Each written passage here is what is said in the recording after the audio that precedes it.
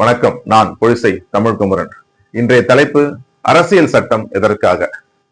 ஒரு சமூகம் அல்லது ஒரு நாடு கடந்த காலத்திலிருந்து விடுபட்டு தனக்கான வருங்காலத்தை துவங்குகிற போது தங்களுக்கான ஒப்பந்தங்களை வகுத்துக் கொள்கிறது. அப்படி வகுத்துக் கொள்கின்ற ஒப்பந்தம் தான் அரசியல் சட்டம். பொதுவாக ஒரு சமூகம் ஆனாலும் சரி, பல சமூகங்களை உள்ளடக்கிய ஒரு நாடு ஆனாலும் சரி, அரசியல் சட்டம் என்பது பொதுவானது.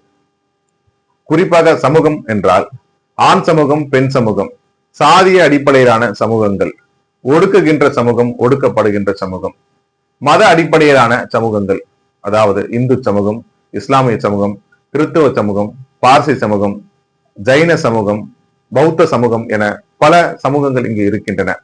மொழி அடிப்படையிலான சமூகங்கள் என்று எடுத்துக்கொண்டால் தமிழ் மொழி பேசக்கூடிய மக்களை தமிழ் சமூகம் என்றும், பிற மொழி பேசக்கூடிய மக்களை தெலுங்கு சமூகம், மலையாள சமூகம், கன்னட சமூகம் என்று நாம் இங்கு வரையறுக்கலாம்.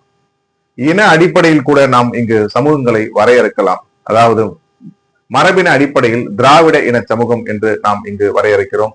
அதே போன்று ஆரிய இன சமூகம் என்றும் நாம் இங்கு வரையறுக்கிறோம்.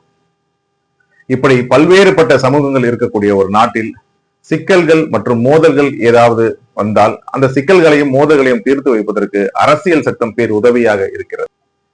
ஒரு சமூகத்தை போல ஒரு நாட்டிற்கும் அரசியல் சட்டத்தை எப்படி வகுத்துக் கொள்கிறார்கள் என்றால், ஒரு நாடு கடந்த காலத்திலிருந்து விடுபட்டு தனக்கான புதிய வருங்காலத்தை துவங்குகிற போது, அதாவது ஏகாதிபத்திய பிடியிலிருந்து விடுபட்டு ஒரு நாடு சுதந்திர நாடாக மலரும் போது அல்லது குடியரசு நாடாக உருவெடுக்கும் போது தங்களுக்கு உண்டான ஆட்சி என்பது மக்களாட்சியா, மன்னராட்சியா, முடியாட்சியா அல்லது குடியாட்சியா, வயது வந்த அனைவருக்கும் வாக்குரிமையா அல்லது சொத்து வைத்திருப்பவர்களுக்கு மட்டும் வாக்குரிமையா, ஒரு நாட்டின் பிரதமர் மற்றும் குடியரசுத் தலைவர் அவர்களுடைய பொறுப்புகள் என்ன, ஒரு நாட்டின் அரசாங்கத்தினுடைய அதிகாரங்கள் என்னென்ன, மக்களுடைய உரிமைகள் என்னென்ன, மக்களுடைய உரிமைகளாகிய பேச்சுரிமை, கருத்துரிமை, எழுத்துரிமை போன்ற உரிமைகள் என்னென்ன போன்றவற்றை எல்லாம் எல்லா காலகட்டத்திற்கும் பொருந்தும் வகையில் தங்களுடைய அரசியல் ஒப்பந்தங்களை வகுத்துக் கொள்கிறார்கள். அதுதான் அரசியல் சட்டம். நன்றி. மீண்டும் வேறொரு தலைப்பில் சந்திப்போம்.